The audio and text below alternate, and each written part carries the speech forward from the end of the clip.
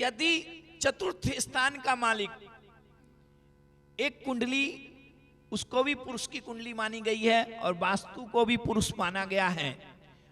मैं आगे चर्चा में आप लोगों को बताऊंगा।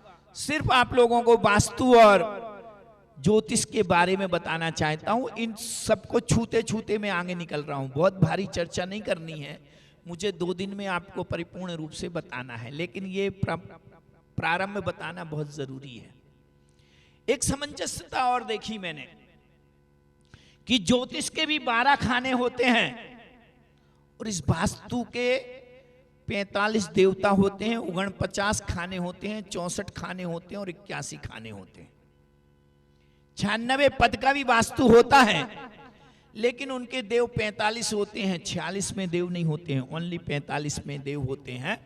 उसका मैंने चिंतन किया और अंत में यही निष्कर्ष निकाला कि 12 खानों से ही हम एक जीव की, एक पुरुष की, एक मनुष्य की, एक व्यक्ति की सारी समस्याएं उन 12 खानों में देख सकते हैं।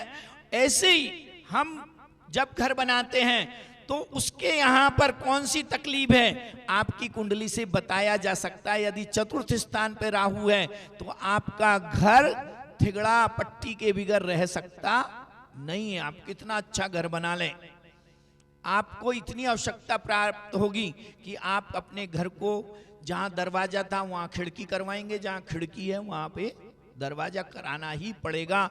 वो इस बात का प्रतीक है कि आपकी ज्योतिष कुंडली के अनुसार से आपके चौथे स्थान पर जो राशि बैठी हुई है उसका जो स्वामी है वह नीच की संगति में है या अशुभ स्थान पर बैठा हुआ है या तो उसमें कोई ना कोई कुंडली में दोष है। इससे सिद्ध हो गया कि वास्तु और ज्योतिष का परम संबंध है। तो मैं आप लोगों को यह बता रहा था कि व्यक्ति कितना भी चाहे पैसा खर्च कर ले, लेकिन उसको सुंदर वास्तु प्राप्त हो सकता नहीं है। सुंदर वास्तु के लिए उसको महापुरुष बनना पड़ेगा, राजा बनना पड़ेगा, ऐसा पुण्य लेकर के आना पड़ेगा, तब कहीं जाकर के उसको ऐसा सुंदर, श्रेष्ठ और संपूर्ण वास्तु से युक्त घर की, ग्रह की प्राप्ति हो सकती है। हमारे आचार्यों ने आयुर्वेद के साथ भी इसका संबंध किया है। जिसके घर में साउथ वेस्ट में गड्ढा होगा, जिसके घर में south west, exact south west में लैट्रिन बनी होगी, उस घर का व्यक्ति अत्यधिक परेशान होगा। पैसे की कमी नहीं है, सब लोग उसकी आज्ञा भी मान रहे हैं, लेकिन उसके अंदर एक उचाट, असंतोष, सुबह से लेकर शाम तक चिड़चिड़ापन महसूस करते हैं। ऐसे व्यक्ति, अशांत व्यक्ति की हम कुंडली मंगाते हैं और देखते हैं तो हमने देखा उसके जीवन में, और जब हमने उसका निराकरण करवाया उसको परम शांति की प्राप्ति हुई, असंतोष उसका घटा। इससे सिद्ध होता है कि आयुर्वेद, ज्योतिष और वास्तु, इनका कहीं ना कहीं गहरा संबंध है और ये एक दूसरे के पूरक हैं। हम कभी भी इलाज कराते हैं तो एक तरफा देख करके कराते हैं। आपको थायराइड है, आपने गोली ले ली, लेकिन थायराइड आया कहां से, इसके बारे में आपने कभी विचार नहीं किया। आज से 25 साल पहले कभी आपने इस बीमारी का नाम सुना था? ये बीमारी कहां से आई? ये बीमारी आई हमारी पाश्चात्य से, विदेश से। हमारे विदेशियों ने हमसे पैसा कमाने के लिए आयोडीन का खूब जम के प्रचार किया। आदिवासियों में घेंगा रोग होता था, बहुत से लोगों को एक रोग होता था जिससे उसका गला सूज जाता था, बढ़ जाता था। उस रोग से बचने के लिए उन्होंने एक अफवाह उड़ाई कि घेंगा रोग से बचने के लिए आयोडीन युक्त नमक खाइए, और आपने चालू कर दिया। आप जो 10 पैसे का नमक था उसको आपने कितने में खरीदा? 1 रुपया में खरीदा। और आज कितने में खरीद रहे हैं? 10 रुपया में खरीद रहे हैं। और आने वाले समय में हमारे अनिल कपूर ने एक थैली दिखा दी 100 रुपया किलो। आप 10 पैसे का नमक अब कितने में खरीदेंगे? 100 रुपया में खरीदेंगे। और रोग घेंगा जिसको हुआ था वो तो आज भी समुद्री नमक ही खा रहा है, आयोडीन युक्त आज भी नहीं खा रहा है। लेकिन हम उस डर से बचने के लिए, उस विदेशी ने हमसे पैसा लूटने के लिए आयोडीन युक्त नमक खिलाने के लिए हमें प्रेरित किया, और हमने आयोडीन की मात्रा अपने शरीर में इतनी बढ़ा ली कि उसका साइड इफेक्ट हुआ, आपको थायराइड नाम का बीमारी हो गई। और आप अब थायराइड से बचने के लिए, उस बीमारी से बचने के लिए आपने ड्रिक्स लेना चालू कर दिया, टेबलेट लेना चालू कर दिया। उस टेबलेट से आपको साइड इफेक्ट इतना हुआ, एक तो वह अमिष जो थायराइड की गोली खाता है वो डायरेक्ट मांस का भक्षण करता है। आप देख लीजिए सबसे ज्यादा अशुद्ध दवाई बनती है। मैंने डॉक्टरों से बात की है इस बारे में, उन्होंने मुझे बताया, मैं कोई विज्ञान शास्त्र पढ़ करके नहीं आया, स्वास्थ्य विज्ञान मेरा विषय नहीं है, लेकिन उनके बताने के अनुसार तो उन सबसे बचने के लिए यदि थोड़ी सी दृष्टि हमारे घर के ऊपर जाती तो हमको पता चल जाता कि एक वास्तु पुरुष है, उस वास्तु पुरुष के गले में जल तत्व बैठा हुआ है।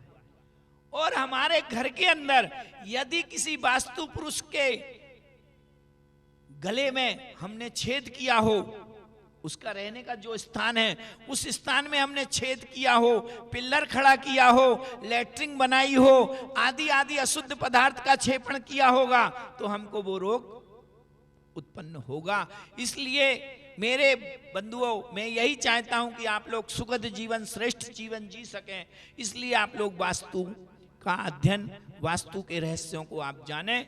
वास्तु के रहस्य को जानने के लिए ये समय काफी नहीं है, उस समय को हम अध्ययन करें। ये जो प्राथमिकता मैं बता रहा हूं सिर्फ इसलिए बता रहा हूं कि आप एकदम से अपने पैसे, अपने पसीने, खून पसीने की कमाई आप लोग डॉक्टरों को ऐसी दे देते हैं और यदवा तदवा औषधि लेकर के अपने जीवन को और बिगाड़ लेते हैं। साइड इफेक्ट्स बहुत सारे हो जाते हैं। उनसे बचने के लिए हमें संपूर्ण दृष्टि डालनी चाहिए, तब जब कहीं जाकर के कोई निदान स्वीकार करना चाहिए।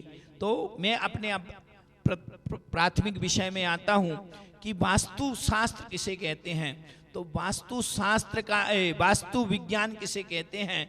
तो प्रश्न उठा कि वास्तु की परिभाषा हमारे लिए अनुकूलता को प्रदान करने वाला और पंच तत्व और उनका सही संतुलन, दिशाओं का सही संतुलन बिठाना वास्तु शास्त्र है। ये वास्तु शास्त्र की परिभाषा हो गई। आप लोगों को लिखना हो तो एक बार ध्यान से सुन लो, फिर लिखो। सर्व दिशाओं का, सर्व पंच तत्वों का यथा योग सम संतुलन ही वास्तु कला है, वास्तु विज्ञान है। उसको क्या कहेंगे अपन? वास्तु विज्ञान। ये उसकी परिभाषा। ये परिभाषा मेरी अपनी बनाई है, मैं चैलेंज नहीं दूंगा कि यही है, लेकिन अध्ययन से आज तक के मुझे कहीं वास्तु शास्त्र की परिभाषा नहीं मिली है, लेकिन ये मेरी बनाई हुई परिभाषा है। सर्व दिशाओं का, सर्व पंच महाभूतों का, पंच तत्वों का सम संतुलन करना, संतुलन बिठाना, यथा योग व्यवस्थित करना, उसका नाम वास्तु कला है, वास्तु विज्ञान है। दूसरी परिभाषा और सोच लीजिए आप लोग कि हमारे अपने जीवन में जो आवश्यकताएं हैं, उन आवश्यकताओं का सही रूप से दिग्दर्शन कराना और उन दिशाओं के द्वारा उनका सामंजस्य बिठाना, उसको अभी हम वास्तु कह सकते हैं। चौथा, अपने जीवन में स्वस्थता, निरोगता और सकारात्मक सोच के लिए दिशाओं का संतुलन बिठाना, उसको भी हम वास्तु कह सकते हैं। ये वास्तु शास्त्र की परिभाषाएं हैं। क्योंकि हमारे भगवान श्री कुंद आदि महामुनीश्वरों की वाणी में आया हुआ है कि इस जीव को सुख दुख की जो प्राप्ति होती है वह निमित्त और नैमित्तिक होती है। यदि हम दूषित वातावरण में रहते हैं तो हमारे जीवन में यदा तदा कोई बीमारी आ ही जाती है, जो आप लोग अभी महसूस करते हैं कि जैसे ही सावन महीना आता है, जैसे ही भादवा का महीना लगता है, वैसे ही डायरिया, ज़्यादा से ज़्यादा वायरल इन्फेक्शन, ये बहुत होता ही रहता है। और आज भी कई लोग प्रेरित हैं, कोई खांसी से, कोई सर्दी से, कोई बुखार से। तो ये बाह्य निमित्तों को प्राप्त करने से ये वस्तु की प्राप्ति हो जाती है। तो जो वास्तु है वो वास्तु इस तरीके का होना चाहिए, वह मकान ऐसा होना चाहिए जिस मकान में हम अपने आप को सुरक्षित रख सकें।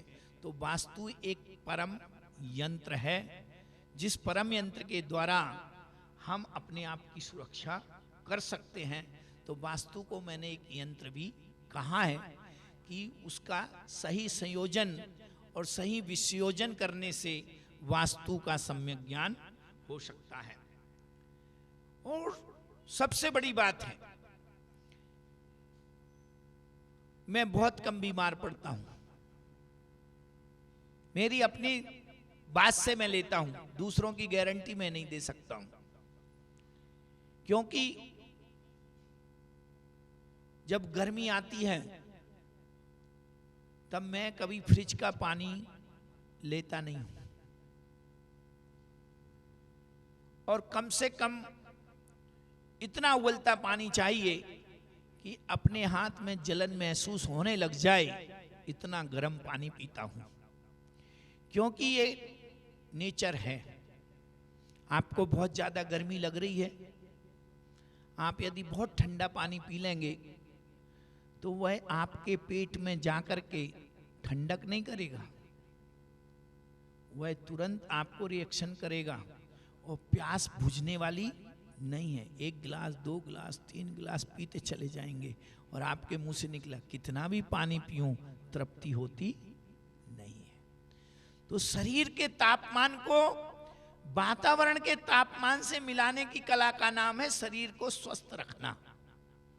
बहुत अच्छी तरीके से सुनना, शरीर के तापमान और बाह्य तापमान दोनों की डिग्री एक सी होनी चाहिए। आप जब इस हॉल पर आए थे तो आपको ठंडक महसूस हो रही थी, लेकिन अब आप यहां बैठ गए हैं, अब आपको ठंडक महसूस नहीं हो रही। उसका सबसे बड़ा कारण है कि बाहर आप गर्मी से आए थे और यहाँ के कोल्ड वातावरण ने आपको ठंड का एहसास दिलाया। अब एसी के तापमान से और अपने शरीर के तापमान का माप एक हो गया, डिग्री एक हो गई, इसलिए अब हमको ठंड महसूस नहीं हो रही है। तो आचार्य भगवान देव कहते हैं कि समस्त प्रकृति की सुव्यवस्था करना, उसका नाम वास्तु शास्त्र है, उस कला का नाम वास्तु कला है। समस्त प्रकृति, समस्त प्रकृति का मतलब होता है नेचर। उस नेचर को अपने समान या नेचर के समान हो जाना, उस विज्ञान का, उस कला का नाम है वास्तु शास्त्र। तो इस तरीके से वास्तु शास्त्र की परिभाषा मैंने आप लोगों को बताई। अब वास्तु का महत्व क्या है वो आप लोगों के समझ में आ गया होगा कि हम अपने निरोगता के लिए, अपने अध्यात्म की पूर्णता के लिए और अपने सुखी जीवन समृद्धि के लिए वास्तु शास्त्र का अध्ययन करना चाहिए। ये 3 कारण हैं। पहला कारण है निरोगता, दूसरा कारण है सकारात्मक विचार श्रेणी, और तीसरा कारण है हम बहुत ज्यादा उस प्रकृति का उपयोग कर सकें, नेचर जी सकें, उसके लिए हमको एक वास्तु की आवश्यकता होती है। और उस वास्तु को बनाने के लिए वास्तु विज्ञान का पढ़ना, वास्तु कला का जानना बहुत जरूरी होता है। इसलिए वास्तु शास्त्र का ये महत्व हो गया। अब बात आती है कि ये वास्तु की उत्पत्ति क्या है, ये वास्तु किस चिड़िया और कौन है ऐसी चीज जिसे हम वास्तु कह सकते हैं? तो वास्तु एक पुरुष है, वास्तु एक पुरुष है, कालजयी। उसकी उत्पत्ति का बहुत सुंदर जनश्रुति है। मैंने वेद पढ़े नहीं है, जनश्रुति से सुनते चला आ रहा हूं कि वेद में ये कथा आती है, अर्थवेद में ये कथा प्रचलित है। हमारे यहां पर 64 शलाका के पुरुषों में एक नाम आता है रुद्र। वो कितने होते हैं? 9 रुद्र होते हैं, 11 रुद्र होते हैं, 9 नारायण, सॉरी। तो 11 रुद्र होते हैं। उन 11 रुद्रों में से एक रुद्र का नाम है शिव, जिसको आप लोग जनश्रुति में या सर्वजन में शंकर जी के नाम से, शिव जी के नाम से, भोले भंडारी के नाम से, कैलाश के निवासी के नाम से जानते हैं। उनके भी अनेक नाम हैं। शिव को एक बुरी आदत थी, वो जहर पिया जीवन दिया, कितना विशाल तू। हरिओम शरणन जी ने उनका भजन गाया है, कैलाश के निवासी नमो तार तार हूं, आयो शरण प्रभु तुम्हारी हूं तार तार। आचार्य भगवान देव कहते हैं कि वह जो रुद्र थे, उस रुद्र की एक सबसे बड़ी विशेषता थी कि वो भोले थे, और चाहे जिसे वो वरदान दिया करते थे। एक बार वो युद्ध कर रहे थे, युद्ध में इतने ज्यादा थक चुके थे, युद्ध समाप्ति के पश्चात उनके शरीर से एक बूंद पसीना टपका, और उस टपी के बूंद के टीपा से एक राक्षस की उत्पत्ति हुई, एक जीव की उत्पत्ति हुई, जिस जीव का नाम था अंधकासुर, अंधकासुर। उस अंधकासुर का जन्म हुआ। उस अंधकासुर के आतंक को से बचने के लिए बहुत सारे प्रयत्न किए, और वरदानी शिव ने एक वरदान दिया था उन्हें कि बेटा तेरी सदा विजय होगी, तू जिसे भी हराना चाहे तू उसे हरा सकता है। तो उसने कहा कैसे संभव होगा प्रभु ऐसा कि मैं अजेय रहूं? उन्होंने कहा मैं तुझे वरदान देता हूं, जो भी तेरे सामने युद्ध करने के लिए आएगा उसका आधा बल तेरे पास आ जाएगा। इस वरदान को पाकर के वह अंधकासुर उन्मत्त हो गया और संसार में आतंक मचाने लगा। इतना ही नहीं, जब व्यक्ति समर्थवान होता है तो हमारे साहित्यों की सबसे बड़ी विशेषता है, हमारे धर्मों की सबसे बड़ी विशेषता है, वो कहते हैं सत्ता पाकर के सत्ता का दुरुपयोग करना नरक का कारण है।